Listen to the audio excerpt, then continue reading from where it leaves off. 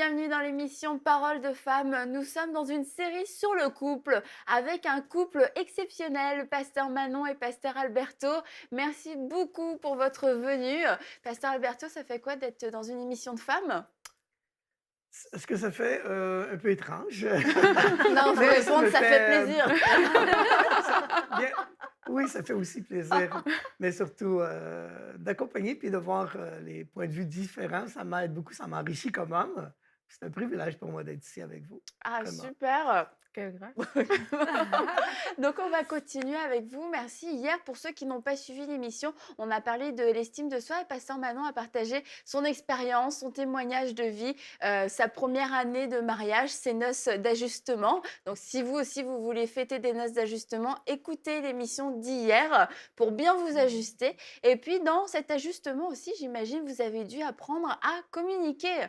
On en a un peu parlé hier d'un moyen de communication qui marchait pas du tout, c'était de bouder. Bouder, donc c'est le premier moyen de communication qui ne fonctionne pas, notez-le bien. Tu as déjà boudé, Anne? Ah oui. Ah oui, Ah oui, oh, ah oui, bah oui, oui.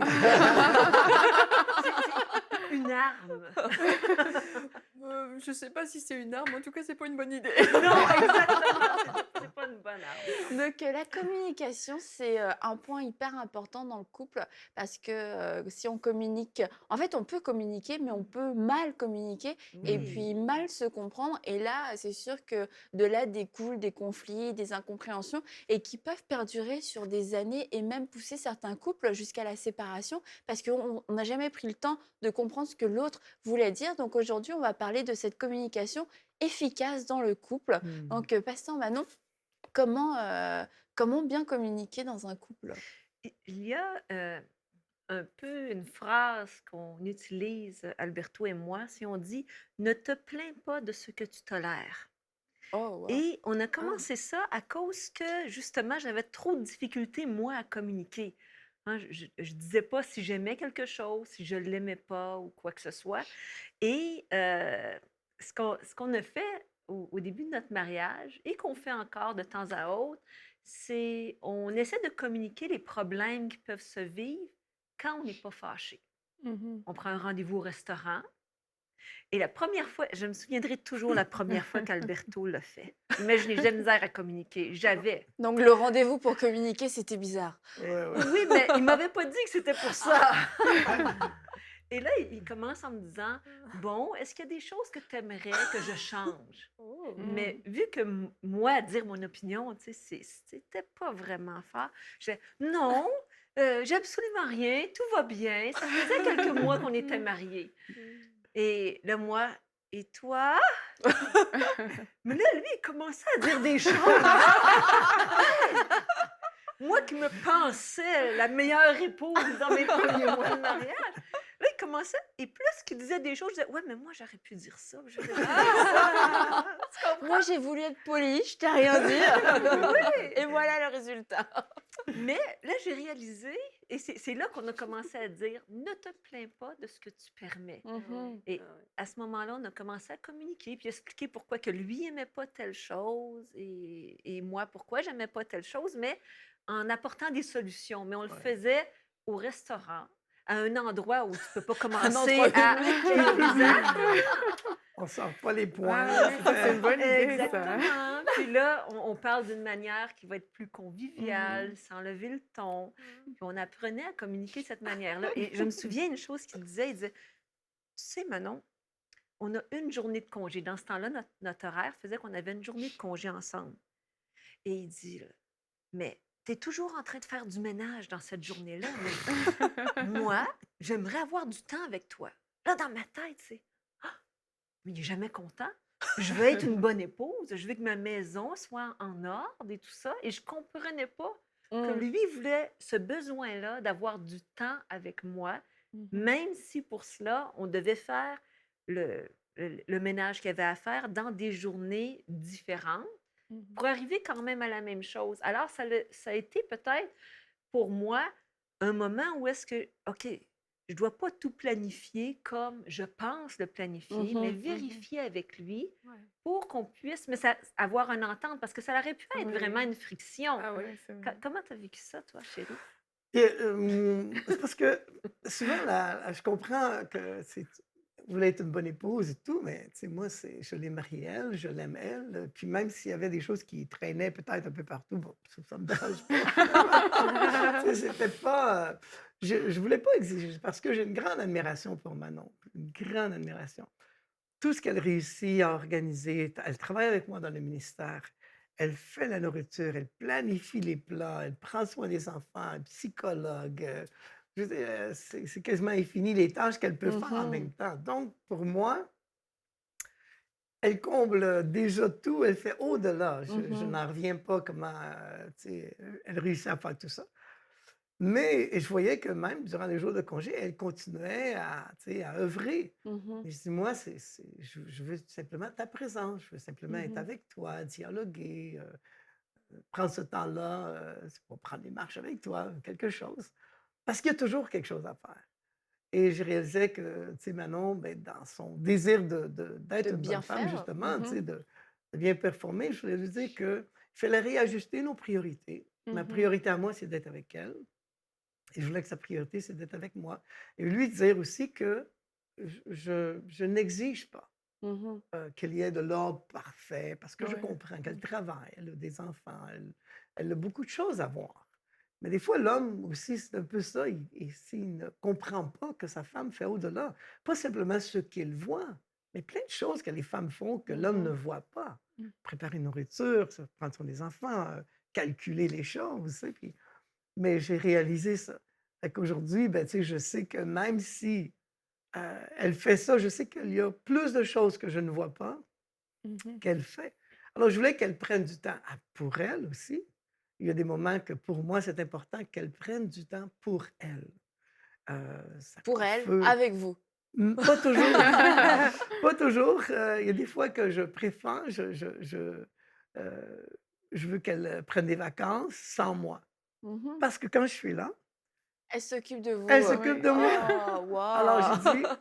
dit, parce que, tu vois, mon but, c'est de la rendre la plus heureuse que je peux pour que si elle est bien, alors là, elle va être la femme que je veux Mhm. qu'elle soit.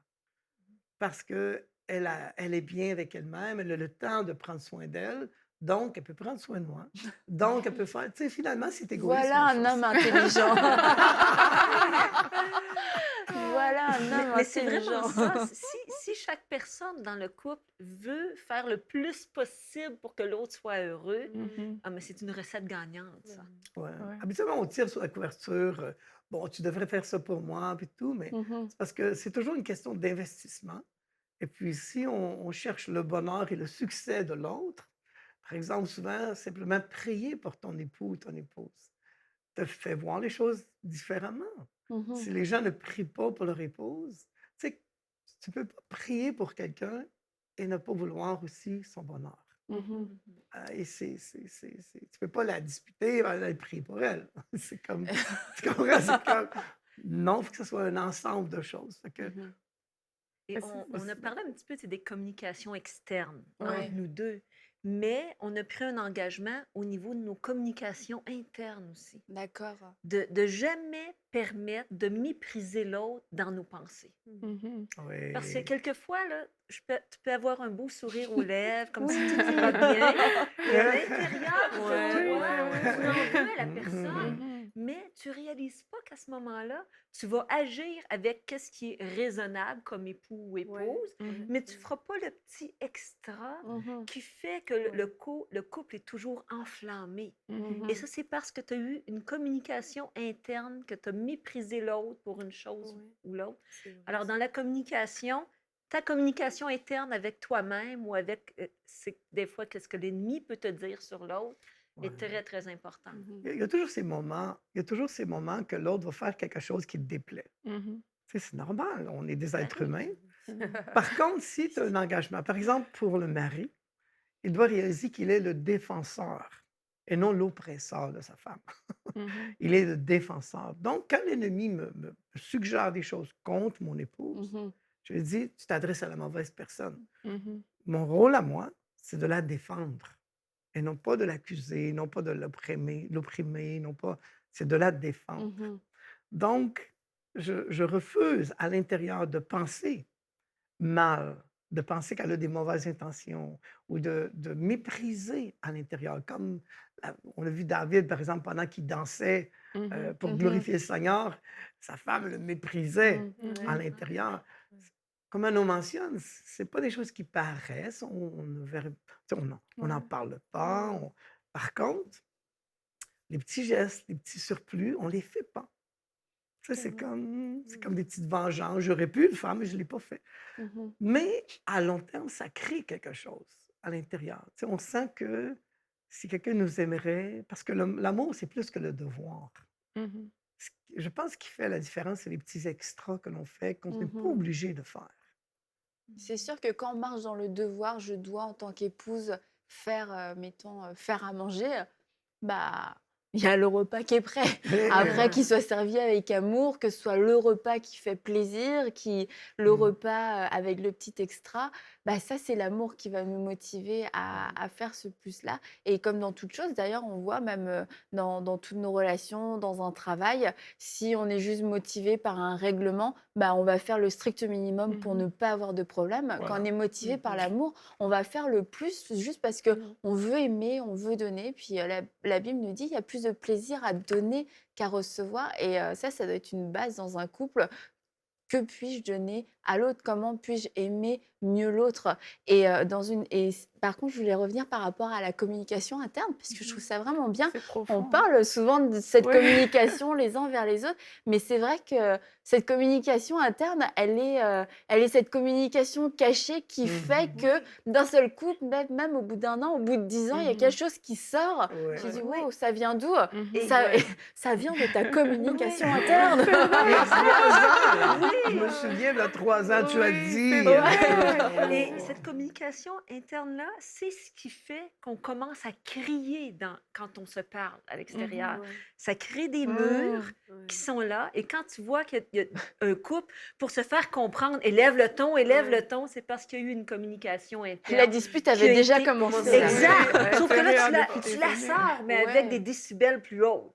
Ah, OK. Ouais. Et c'est ce qui arrive. Alors, quand tu vois des couples commencer à être obligés de se parler fort, c'est parce que ce mur de communication interne est Mmh. rendu tellement haut Ouais. qu'ils pensent que pour communiquer, ils doivent crier. Mais Mmh. ça montre aussi beaucoup l'amour parce que c'est faire le choix de travailler vraiment sur soi à Mhm. l'intérieur et c'est ça qui ressort finalement à l'extérieur. Et c'est aussi faire le choix de faire plaisir à l'autre. Et moi, c'est ça que je trouve dans votre histoire vraiment très bien parce que là, lui, il voit toujours des choses positives sur vous et il essaie de les faire ressortir et pareil, tout le temps, vous voulez toujours vous protéger, vous voulez toujours faire le pas vers l'autre qui va rendre la personne heureuse et je pense que ça, c'est un côté qu'il faut que peut-être les plus jeunes et même, les plus âgés en général développent parce que oui, on a parfois tendance à tirer la couverture de son côté. On veut Mhm. être heureux, nous, on veut se marier pour être heureux, nous, mais on ne regarde pas on n'est pas prêt à faire des ajustements, à faire des Mhm. changements et même à communiquer des choses qui peuvent aller de l'avant. Et moi, ça me parle parce que je me dis: «OK, mais dans notre réflexion, parfois, on se dit: "Mais moi, je veux telle chose" ou bien je pense que telle chose pourrait faire Mmh. plaisir à l'autre parce que moi, ça me fait plaisir». Ouais. Mais sauf que pour faire plaisir à quelqu'un, bah, il faut que ce soit la personne qui dit: «Écoute, c'est ça qui me fait plaisir, même si ta pensée, elle est bonne, ça peut ne pas me plaire». Et c'est à ce niveau-là que je trouve que vous avez très bien réussi à vous ajuster et c'est Mmh. juste super. Et c'est un des points de la communication, c'est qu'on se dit et on se répète les choses qu'on aime que l'autre fait. Parce que, Mmh. vous savez, il y a même des parents qui fonctionnent comme ça. Ils vont être portés à dire à leur enfant les choses à ne pas faire, les choses à ne Mmh. pas dire Mmh. et les choses qu'ils n'aiment pas. Mais à ce moment-là, tu renforces les points négatifs. Mmh. Oui, il faut que tu parles des choses À à changer, changer, ouais. mais que ça ne soit pas 80 Oui. de Ouais. ce que tu fais. Tandis que si, exemple, Alberto sait que me tenir par la main, pour moi, c'est pas grand-chose peut-être pour d'autres, mais pour moi, ça démontre qu'il y a une unité ensemble, que je suis importante pour lui. Alors, à chaque fois qu'il me tient par la main, je lui dis, attends, mon chéri, j'aime vraiment ça quand tu fais ça. Une autre chose qui le fait, mon amour, c'est super. Quand tu as fait ou quand tu as dit ça, alors on est proactif à rappeler à l'autre les choses qu'on aime. Ouais. Fait que si une journée, il veut me faire plaisir, il y a déjà une panoplie de choses qui sait qu'il a déjà fait. Ça s'est bien imprimé, elle m'a dit ça lui faisait Exact. plaisir, c'est facile. Il n'y a Exactement. pas besoin de marcher à tâtons. Qu'est-ce qui lui fait plaisir? Je sais jamais puisqu'elle ne me dit pas ce qu'elle aime. vrai. Non, Donc c'est on est ça. gagnante finalement quand on apprend à communiquer. Et puis pour en revenir à ça, à verbaliser les émotions, parce que ça a été un défi pour vous. Je pense qu'il y a beaucoup de femmes qui le vivent aussi parce que quelquefois, oui, on sait qu'il peut y avoir comme ce manque d'estime, ce manque de confiance, mais aussi parce que souvent, on va estimer que l'autre doit savoir Hmm. exactement Oui, ce on qu'on pense. veut et ce qu'on pense. Et, Et et donc, de du pas coup, penser que... ça a l'air d'être... Oui. ça lui Ça lui parle. rappelle des souvenirs, ça. La, On appelle les secours. la communication. Non, c'est qu'on communique tellement différemment. Là. Si mon épouse voulait aller faire un tour dehors, elle me disait T'as-tu remarqué comment il fait beau dehors? Au début, je disais Mais oui, c'est vraiment beau. Puis là, c'est comme est-ce qu'il y a d'autres choses? Parce que moi, j'aurais dit J'aimerais aller faire un tour dehors. Ouais. Mais tu sais, bon, la femme communiquait différemment. Mhm. Fait que là, C'est des suggestions. c'est des suggestions. Et ça, l'homme n'a aucune idée de ça. Là. C'est un mystère. Pourquoi il me dit qu'il fait beau dehors? Je l'ai remarqué, ça. Et Parce c'est que nous, on juste à dirait... 6 h le soir, on aurait pu aller se promener. Oui, c'est ça. Ouais. Ah, c'est ça. C'est pour ça que t'es pas de bonne humeur. Fait que ça, c'est des choses très, très importantes. Et même communiquer, par exemple, pour ceux que... Je parle un peu côté des hommes parmi tout ça, parce que Allez-y. c'est plus mon département, là. je, je pensais que savoir communiquer, sûrement qu'il y a des hommes qui sont comme moi qui pensent savoir communiquer parce qu'ils disent ce qu'ils pensent. Mhm. Je pense ça, donc je le dis. Mais les femmes me disent, mais je ne sais pas communiquer. Comment je ne sais pas communiquer? Je dis ce que je pense. Comment veux-tu que je fasse plus que dire ce que je pense? Non, c'est pas la communication. Alors, je dis, mais c'est quoi la communication? C'est quoi la communication? C'est écouter. C'est quoi? Écouter. Pas dire ce que tu as dit. Écoute ce que l'on dit. Là, c'était la révélation. Ah! Écouter. Oui. Et tu ne dois pas seulement écouter, mais tu dois tenter de comprendre, non pas ce qu'elle dit, mais ce qu'elle veut dire. Ah, la main! Le mystère s'éclaircit. Je commence à comprendre. Ah, OK. Oh my God. Par exemple, on s'en allait en auto un jour. Puis... c'est trop drôle. Parce qu'on était, oui. On était dans l'auto. Et Manon commence à me raconter quelque chose que c'était un problème, une situation. On me raconte une situation. Alors, comme bon mari, comme tout bon mari fait, avant qu'elle finisse de même mentionner le problème, j'avais la solution, naturellement. Et je coupe la parole pour donner la solution. C'est pas la peine de terminer ta phrase. Je sais déjà la solution. Je suis un bon mari. Je connais. Allons-y. Je ne veux pas savoir la réponse. Je veux juste te parler. Je veux parler. Alors, je m'en vais dans l'auto et je suis comme, qu'est-ce que c'est que ça? Alors, j'ai trouvé la solution. Qu'est-ce que c'est que ça? Maintenant, parce que quand tu travailles avec ton mari, tu sais, c'est ton mari, c'est ton patron, c'est ton pasteur. Il a plusieurs, on appelle ça les Casquettes, chapeaux. casquettes, Il en a ouais. plusieurs. Et maintenant, quand je veux seulement qu'il m'écoute, Vous choisissez la personne à qui oui. vous vous j'ai adressez. dit là, je ne parle pas au pasteur, je ne parle pas au patron, je parle à mon époux. Et voilà. Alors, il le sait que là, c'est... Parce que dans un couple, à qui tu vas parler si tu ne peux pas t'ouvrir à ton conjoint? Mhm. Hein? Mais souvent, des fois, des problèmes arrivent parce que la femme a un meilleur ami homme que son mari. C'est pas des choses à faire, ça. Mais si le mari écoute jamais sa femme, il l'envoie dans une autre direction C'est aussi. ça. Et Mhm. c'est peut-être pas parce qu'elle avait ce désir-là ou quoi que ce soit, mais elle a besoin d'être écoutée. Mhm. Mais maintenant, on fait ça. Et quelquefois, c'est drôle parce que le patron peut m'avoir tapé sur les nerfs durant la journée. La Et là, j'ai dit, je dois parler à mon mari de mon patron.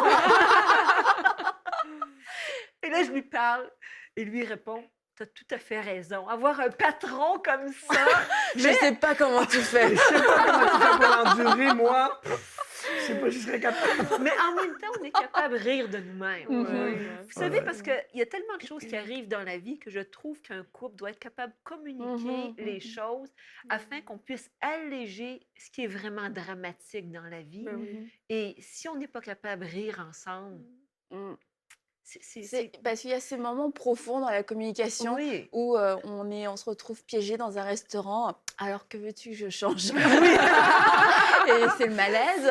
Mais il y a aussi ces moments plus légers qui font, qui font pas qu'un couple est superficiel, mais qui montrent que le couple est assez solide pour justement passer au-dessus de tout ce qui est si tragique et pouvoir en rire, pouvoir en parler de façon libre. Et ça, c'est un côté de la communication, surtout quand on est volontaire dans la communication. Oui. S'il y a eu des lacunes, on a l'impression que tout doit être profond, que chaque parole doit avoir un but, qu'il faut toucher le cœur de l'autre. Mais il y Non, a mais aussi là, ces moments-là dans la communication où on peut Non. juste relâcher.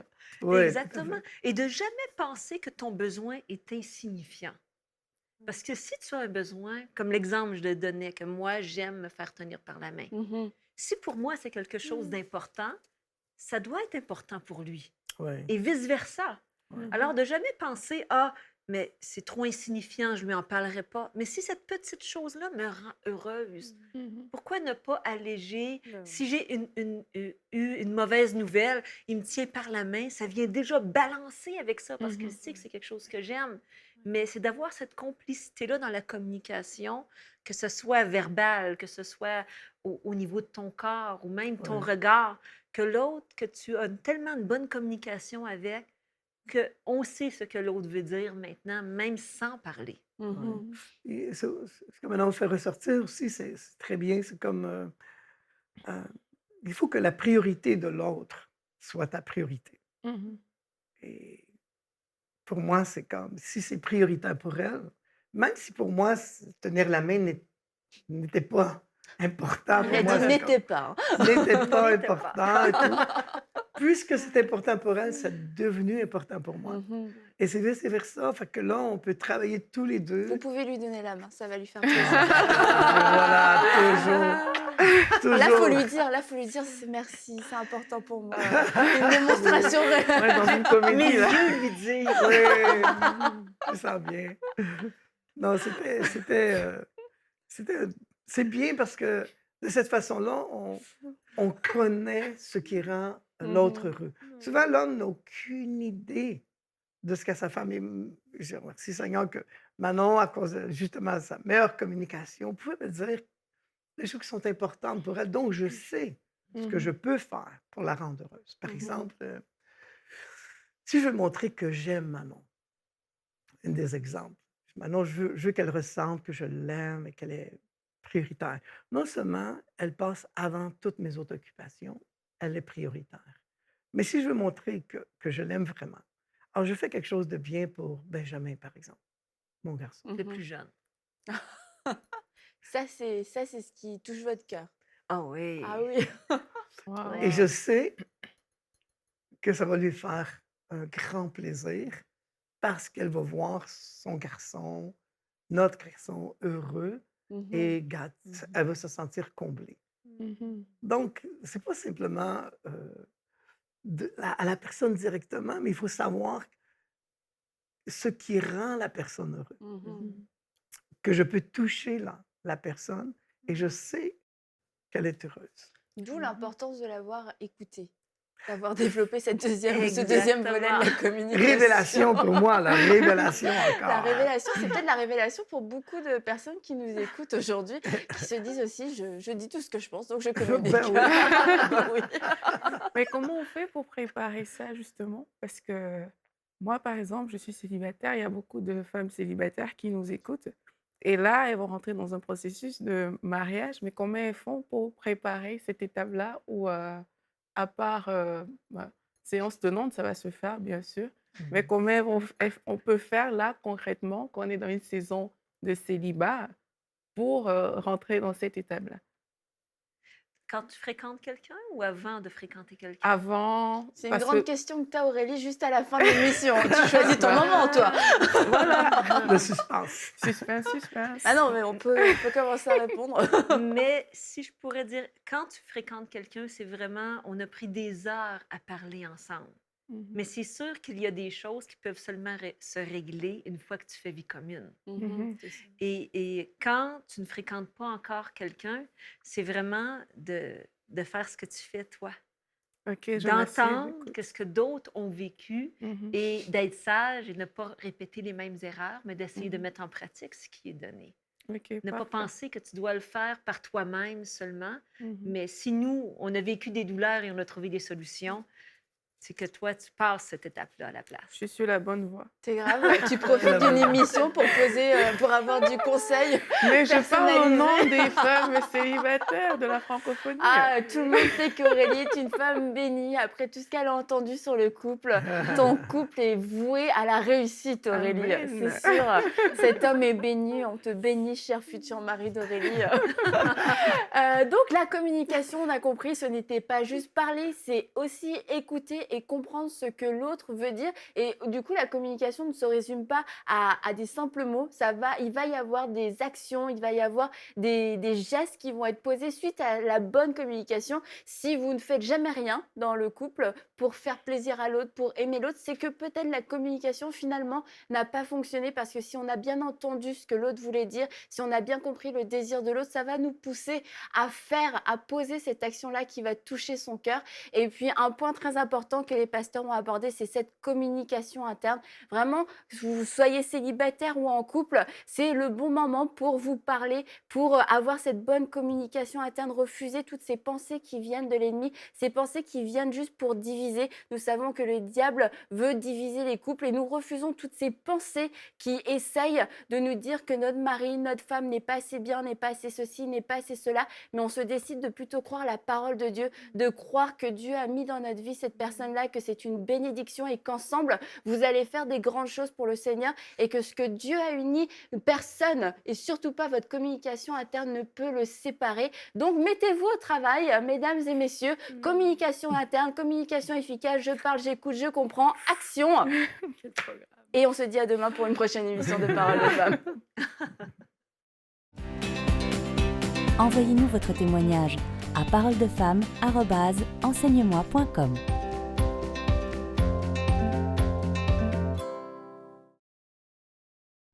Cette émission est rendue possible grâce au précieux soutien des partenaires d'Enseigne-moi Canal International. Retrouvez tous nos programmes sur enseigne-moi.com.